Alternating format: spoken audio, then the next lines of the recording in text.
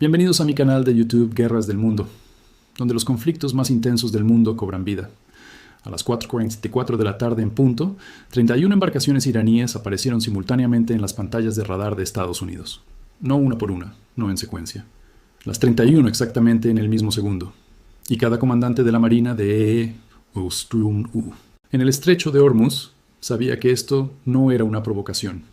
Este era el ataque naval más calculado hacia el que Irán había estado avanzando durante 47 años. Esto es lo que nadie te está diciendo sobre lo que ocurrió en ese estrecho aquella tarde y por qué los eventos de esos 8 minutos y 14 segundos no solo cambiaron el equilibrio de poder en el Golfo Pérsico.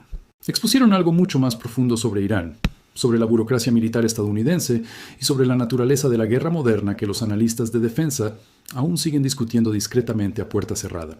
Para entender lo que Irán realmente hizo esa tarde, hay que retroceder no al día en que comenzó la guerra, no al anuncio del bloqueo, sino a 1979. Porque lo que se lanzó desde esos 3 puertos iraníes a las 4:44 de la tarde no fue solo una operación militar. Fueron 47 años de memoria institucional y paciencia estratégica, llegando a su destino programado. El Cuerpo de la Guardia Revolucionaria Islámica fue fundado el 22 de abril de 1979. Menos de 3 meses después de que el ayatolá Jomeini regresara a Teherán y desmantelara todo lo que el Shah había construido. No se confiaba en el ejército regular iraní. Había sido entrenado por estadounidenses. Su cuerpo de oficiales había estudiado en West Point y Fort Leavenworth. Su lealtad era hacia un gobierno que ya no existía. Así que Jomeini creó algo diferente. No una fuerza militar convencional, sino una ideológica. Una fuerza que no respondía a un ministerio de defensa, ni a una estructura de jefes conjuntos, sino directamente al líder supremo. Una fuerza cuya doctrina completa desde su primer día de existencia se construyó en torno a una pregunta central. ¿Cómo derrota una potencia militarmente inferior a una militarmente superior? Esa pregunta ha impulsado cada programa de armas, cada ejercicio naval, cada cálculo estratégico que el IRGC ha realizado durante casi 5 décadas. Y la respuesta a la que llegaron, la respuesta que se movía a 55 nudos a través del estrecho de Hormuz aquella tarde, no es complicada. No luchas contra un enemigo superior en sus términos. Cambias los términos por completo. Atacas donde su doctrina tiene vacíos. Atacas en condiciones donde su tecnología superior se convierte en una responsabilidad en lugar de una ventaja. Los obligas a luchar tu guerra, no la suya. Esto es lo que los teóricos militares llaman guerra asimétrica. Pero ese término se ha usado tanto que ha perdido su significado. Lo que el IRGC construyó es algo más específico y más peligroso que la definición genérica. Es una doctrina construida enteramente alrededor de la geografía de una sola vía marítima, de 21 millas de ancho en su punto más estrecho, responsable de aproximadamente el 20% de todo el comercio mundial de petróleo, el punto de estrangulamiento más estratégicamente vital del planeta. El estrecho de Hormuz no es solo donde Irán eligió luchar. Es la razón por la que Irán puede luchar en absoluto. Cierra ese estrecho o amenaza de forma creíble con cerrarlo, y la economía global registra la presión en 72 horas. El IRGC lo sabe desde 1984, cuando comenzaron a hostigar petroleros durante la guerra entre Irán e Irak, en lo que se conoció como la Guerra de los Petroleros. Una campaña tan efectiva que Estados Unidos se vio finalmente obligado a cambiar la bandera de los petroleros kuwaitíes a la bandera estadounidense, y desplegar escoltas navales, que es exactamente el tipo de concesión estratégica que una potencia más pequeña extrae de una más grande al amenazar un punto de estrangulamiento. Para 1987, la Marina de EE-U estaba realizando operaciones de convoy en una masa de agua en la que nunca esperó combatir, bajo reglas de enfrentamiento que nunca había planeado, contra un enemigo que no tenía portaaviones, ni submarinos nucleares, ni cazas de quinta generación. Y aún así, logró obligar a la marina más poderosa del mundo a cambiar su postura operativa. Esa lección nunca abandonó al IRGC. La archivaron, la estudiaron, construyeron alrededor de ella. Y lo que construyeron, la doctrina de operaciones de enjambre de embarcaciones de ataque rápido diseñadas específicamente para abrumar los sistemas defensivos de los buques de guerra modernos, es uno de los conceptos tácticos más cuidadosamente diseñados en la era moderna de la guerra asimétrica. No es improvisado. No es desesperado, es deliberado. Es el producto de décadas observando cómo los destructores y fragatas estadounidenses responden a amenazas individuales, múltiples amenazas, amenazas simultáneas, y calculando el número exacto de amenazas simultáneas necesarias para superar la capacidad defensiva de una formación naval dispersa. Esto es lo que hizo posible ese cálculo. Y esta es la parte que la cobertura oficial de este enfrentamiento sistemáticamente subestima. Un destructor de la clase Arleigh Burke, la clase de barco a la que pertenecen el USS González, el USS Bulkley y el USS Nizza, es una de las plataformas de guerra de superficie más capaces jamás construidas. Lleva el sistema de combate Aegis, posiblemente el sistema de defensa aérea y de misiles navales más sofisticado que existe. Su radar puede rastrear más de 100 objetivos simultáneamente. Sus sistemas de control de fuego pueden enfrentar múltiples amenazas a la vez. Contra una sola embarcación de ataque rápido o incluso contra un pequeño grupo de ellas, un Arleigh Burke no es una lucha justa. Es un dominio abrumador. Pero el IRGC no atacó a un solo Arleigh Burke.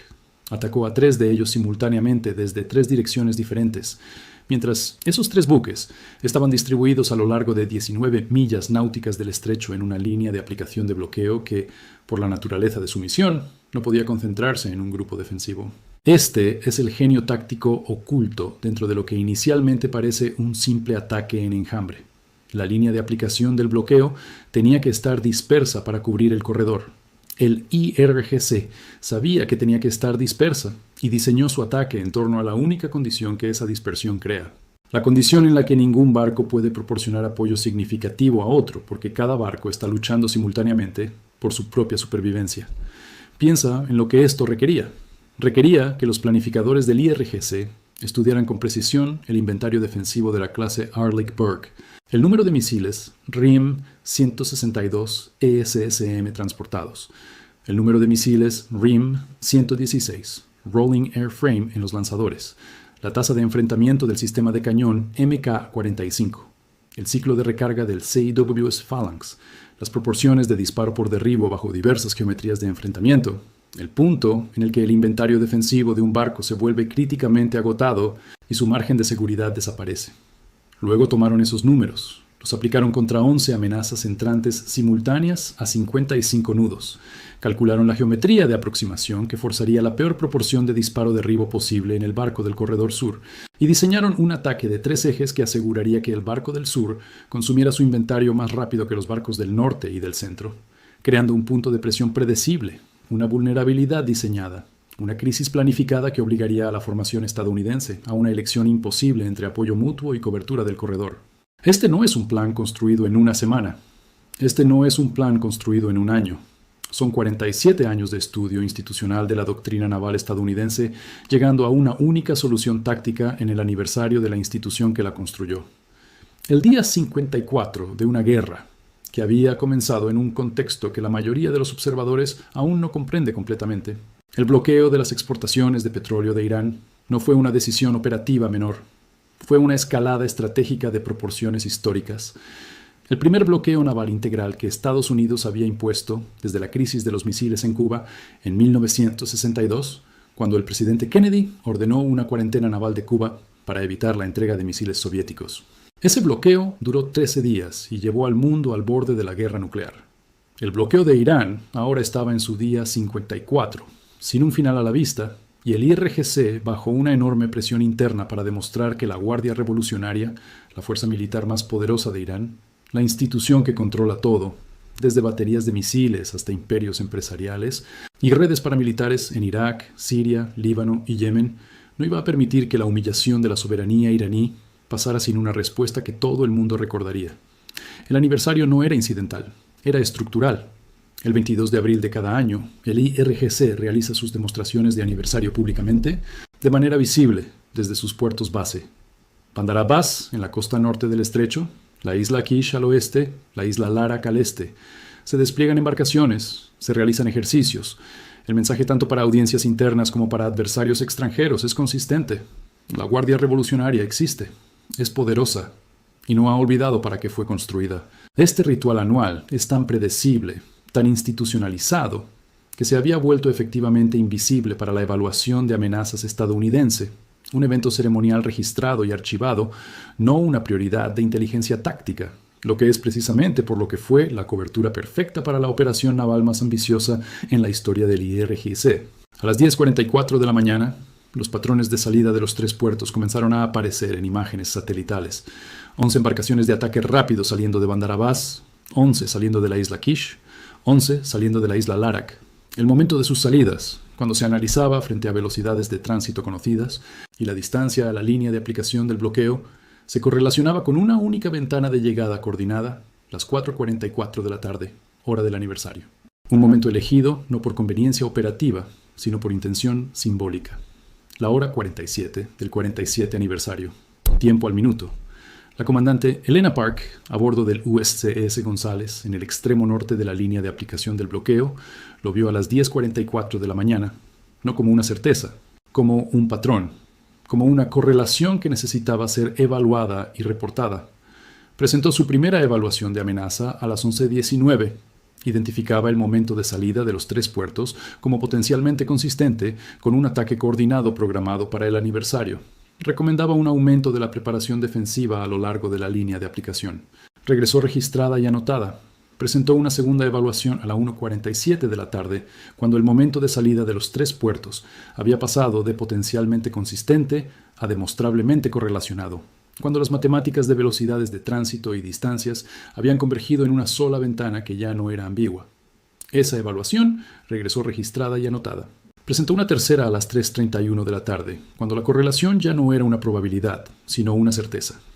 31 embarcaciones, 3 puertos, 3 vectores de aproximación, un tiempo de llegada registrado y anotado. ¿Qué significa cuando una evaluación de amenaza es registrada y anotada? Significa que fue recibida. Significa que fue registrada en el sistema. Significa que alguien en algún lugar de la cadena de mando la leyó y decidió que no requería acción más allá del reconocimiento. No significa que estuviera equivocada. No significa que el análisis fuera defectuoso.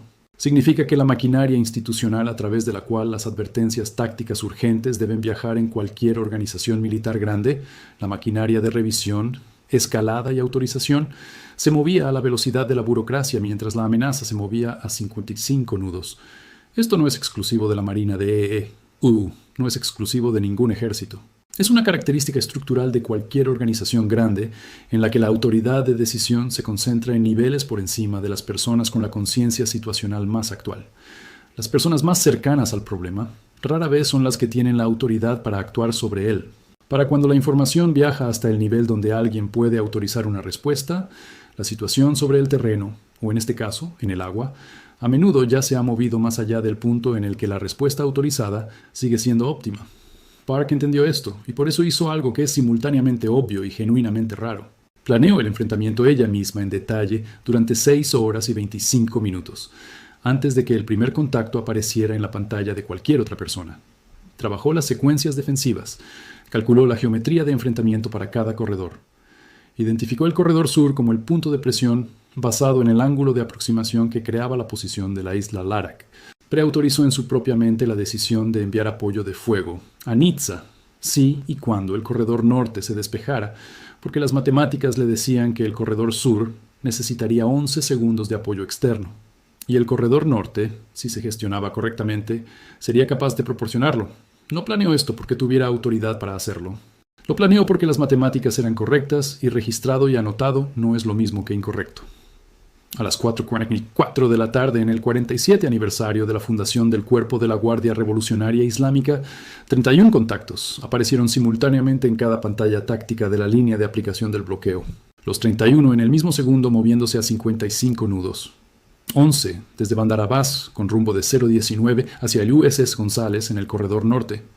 11 desde la isla Kish hacia el USS Bulkley en el centro. 11 desde la isla Larak en el ángulo de aproximación, más bajo hacia el USS Nizza en el sur. Park activó el circuito de formación 11 segundos después de que aparecieran los contactos. Su mensaje a los otros 2 destructores no fue una solicitud, no fue una consulta. Fue una orden táctica emitida por la comandante, que había pasado 6 horas pensando exactamente en este momento. Cada barco enfrenta su propio sector de forma independiente. No concentren el fuego, no abandonen la cobertura del corredor por apoyo mutuo. Mantengan sus líneas. Bulkley confirmó en 4 palabras. Nizza en 3. El enfrentamiento comenzó. El USS González disparó su primera salva de RIM 162 ESSM contra los 3 contactos líderes en la formación norte a las 4:44 y 19 segundos. Un ESSM es un misil compacto, altamente maniobrable, superficie-aire y superficie-superficie, con un alcance de aproximadamente 50 kilómetros y una velocidad de Mach 4. contra una embarcación de ataque rápido a nivel del mar es extraordinariamente letal. Cuando la geometría de enfrentamiento es favorable, 2 de los primeros 3 alcanzaron sus objetivos, uno falló. El contacto líder superviviente ejecutó un giro evasivo y continuó entrando. Park pasó al segundo nivel. 2 derribos más, un impacto parcial. Una embarcación que perdió propulsión pero continuó avanzando a 12 nudos, dejando una estela de humo, todavía técnicamente en el enfrentamiento. 8 contactos restantes en la formación norte. 6 completamente operativos. 2 dañados, todos aún en movimiento. En el corredor central, el USS Bulkley estaba ejecutando la misma secuencia. En el corredor sur, el USS Nizza estaba ejecutando una versión más difícil. La geometría de aproximación desde la isla Larak obligaba cada disparo a una ventana de enfrentamiento más complicada, donde el González lograba aproximadamente una tasa de derribo de 2-3 en la primera salva de ESSM. La geometría de Nizza producía por debajo de eso, lo que significaba que Nizza estaba consumiendo más misiles por derribo que los otros 2 barcos, agotando su inventario más rápido, acercándose antes al umbral crítico. El IRGC no diseñó esto por accidente. El ángulo de aproximación sur desde la isla Larak fue elegido precisamente por lo que haría a la eficiencia de enfrentamiento de Nizza.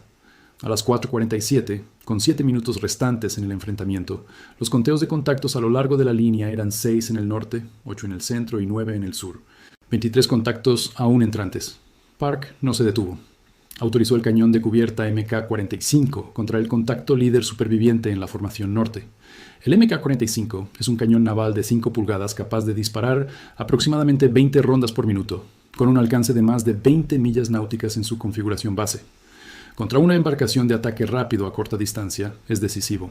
2 rondas, 2 detenciones, 4 contactos restantes en el norte, todos dentro de 5 millas náuticas, todos acercándose a 55 nudos. El tiempo de cierre desde 5 millas náuticas a 55 nudos es menos de 3 minutos.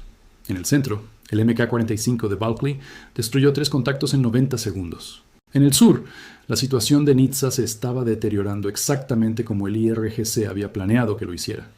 7 contactos restantes, inventario en niveles críticamente bajos. A las 4:49, Nizza transmitió las palabras que el IRGC había pasado meses tratando de forzar a salir de un barco estadounidense. Inventario ESSM crítico, solicitando apoyo mutuo. Y aquí es donde el enfrentamiento alcanzó su verdadero punto de crisis, porque Park miró su propia situación. 4 contactos dentro de 3 millas náuticas siendo enfrentados con fuego de cañón, aún no detenidos. Y no podía irse. Bulkley tenía 5 contactos propios. Nadie podía irse. Cada barco estaba luchando por su propia supervivencia simultáneamente. El IRGC había diseñado exactamente este momento, el momento en que ningún barco estadounidense podía ayudar a otro barco estadounidense, el momento en que la formación naval más poderosa del Golfo Pérsico estaba operativamente paralizada por la geometría. Nizza respondió de la única manera que le quedaba: giro brusco a babor, velocidad máxima. Moviendo el casco fuera de la geometría de aproximación, los 6 contactos supervivientes del sur se ajustaron inmediatamente. A 6 millas náuticas, una embarcación de ataque rápido a 55 nudos no tiene dificultad para seguir a un destructor de 31 nudos a través de un cambio de rumbo. Nizza disparó 3 ESSM más. 2 derribos, un fallo.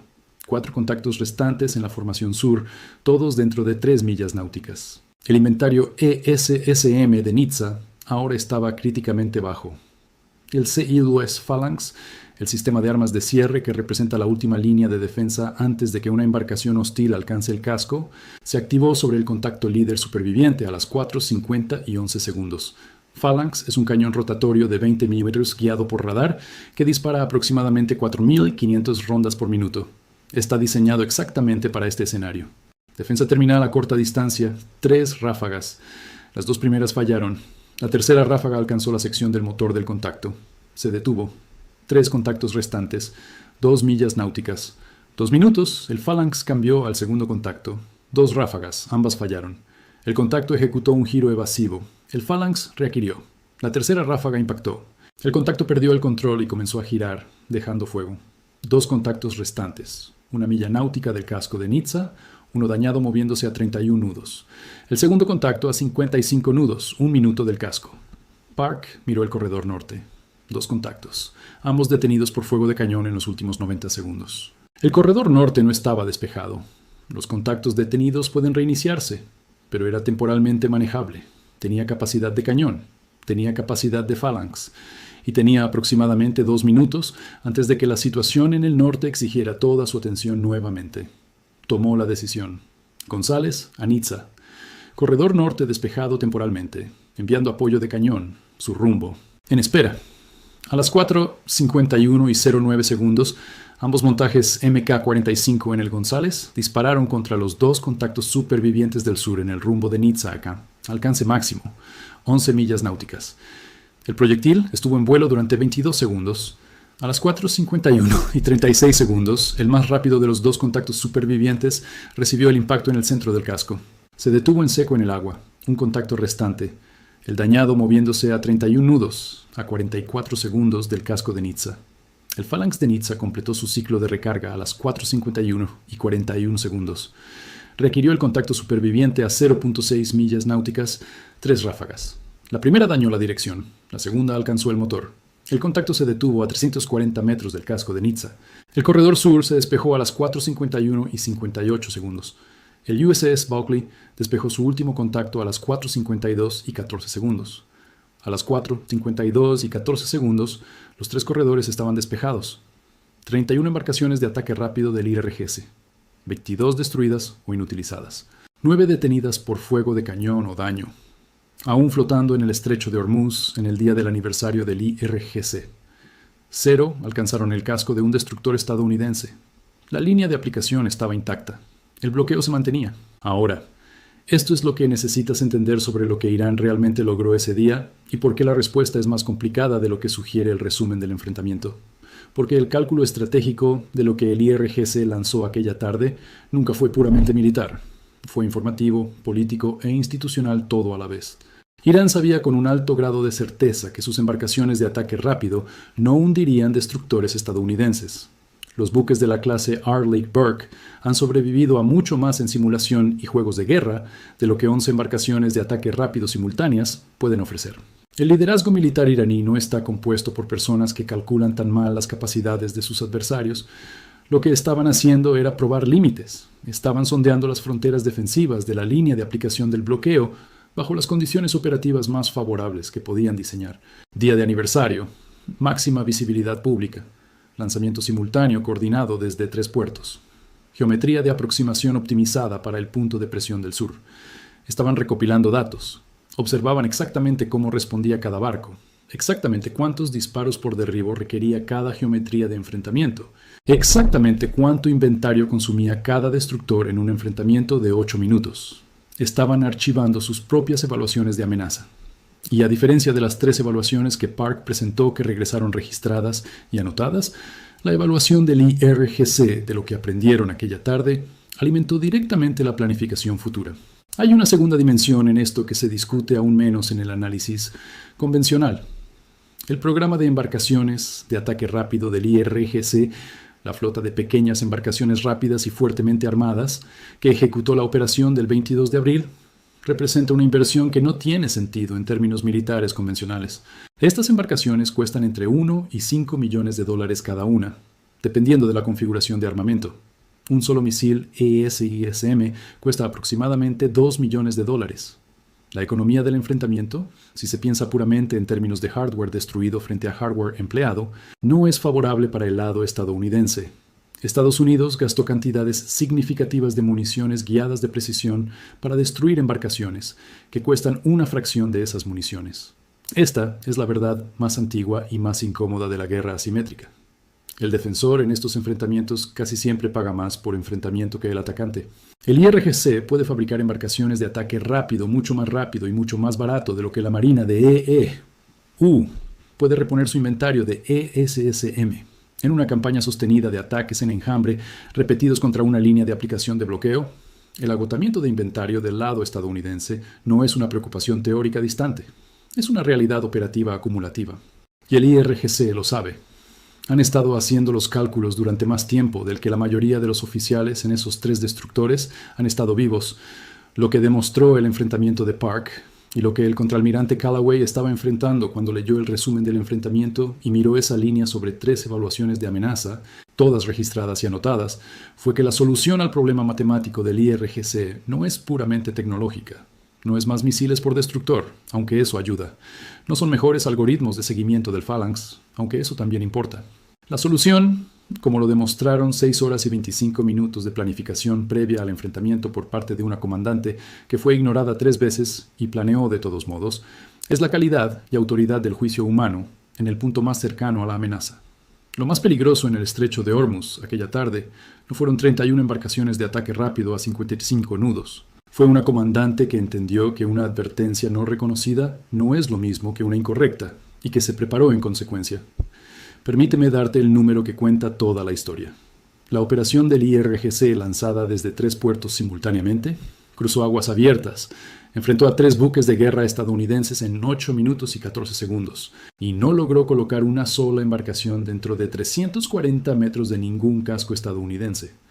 Lo más cerca que llegó, 340 metros del casco de Nizza, detenido por la tercera ráfaga del Phalanx, representa todo el margen entre el enfrentamiento que ocurrió y el enfrentamiento que el IRGC había pasado meses diseñando, 340 metros, menos que la longitud de 4 campos de fútbol americano. El margen entre una línea de aplicación de bloqueo que se mantuvo y una crisis geopolítica de consecuencias incalculables. Y ese margen no fue producido por ningún sistema de armas, fue producido por una comandante planificando sola durante 6 horas y media después de 3 advertencias que regresaron registradas y anotadas. Las consecuencias geopolíticas del enfrentamiento se extendieron mucho más allá del estrecho. En Teherán, la narrativa oficial del liderazgo del IRGC fue que la operación demostró una coordinación y audacia sin precedentes, lo cual en términos puramente operativos es exacto. Lanzar 31 embarcaciones desde 3 puertos separados simultáneamente, cronometradas para llegar a una formación naval dispersa con vectores de aproximación coordinados optimizados para cada corredor, es un logro genuinamente sofisticado. Las imágenes de la ceremonia de aniversario del IRGC mostraron las formaciones de salida. La cobertura de los medios estatales fue cuidadosamente editada para enfatizar la escala de la operación y evitar centrarse en el resultado. Pero el resultado fue visible para cada gobierno de la región. Cada estado del Golfo que observa las evaluaciones de capacidad del IRGC con un interés profundamente personal. Arabia Saudita, los EAU, Kuwait, Bahrein, todos los cuales se encuentran al otro lado del estrecho, y todos los cuales han hecho apuestas estratégicas en la presencia naval estadounidense como garante de su propia seguridad, vieron exactamente lo que ocurrió. Vieron 31 embarcaciones partir y ninguna llegar, y vieron una línea de aplicación de bloqueo estadounidense absorber la mayor operación naval del IRGC en la historia de la Guardia Revolucionaria y permanecer intacta 8 minutos después. Y también vieron algo más, la parte que el lado estadounidense preferiría enfatizar menos. Vieron una línea de aplicación de bloqueo que casi tuvo un problema en el corredor sur. Vieron un barco que solicitó apoyo mutuo y recibió 11 segundos de fuego de cañón desde 11 millas náuticas de distancia y detuvo el último contacto a 340 metros. Vieron lo estrecho que era el margen y entendieron, tan claramente como Park entendió la mañana del 22 de abril, cuando presentó su primera evaluación de amenaza, que el IRGC presentaría su propia evaluación de lo que aprendió. Que la próxima operación reflejaría lo que 31 embarcaciones de ataque rápido revelaron sobre los puntos de presión de la línea de aplicación. Que la geometría de aproximación sur desde la isla Larak funcionó exactamente como el IRGC calculó. Que el agotamiento de inventario en el corredor sur era la vulnerabilidad diseñada, y la vulnerabilidad diseñada funcionó como estaba previsto. La próxima operación, cualquiera que sea su forma, tendrá el beneficio de los datos observacionales de esta. El estrecho de Hormuz tiene 21 millas de ancho en su punto más estrecho y es las 21 millas de agua más estudiadas, más disputadas y más estratégicamente significativas de la Tierra. Ha sido el foco de la planificación naval estadounidense desde 1979. Ha sido el foco de la planificación del IRGC desde el mismo año. Ambas instituciones han pasado 47 años preparándose para el enfrentamiento que ocurrió a las 4:44 de la tarde del 22 de abril. El lado estadounidense esa tarde estuvo representado por 3 destructores y una comandante que se negó a ser definida por registrado y anotado. El IRGC estuvo representado por 31 embarcaciones y 47 años de paciencia institucional. La línea de aplicación está intacta. El bloqueo se mantiene. Y en algún lugar del estrecho, 9 embarcaciones de ataque rápido del IRGC están flotando en la luz de la tarde de un aniversario que no salió como estaba planeado, esperando ser recuperadas, supervivientes del ataque en enjambre más coordinado en la historia de la Guardia Revolucionaria.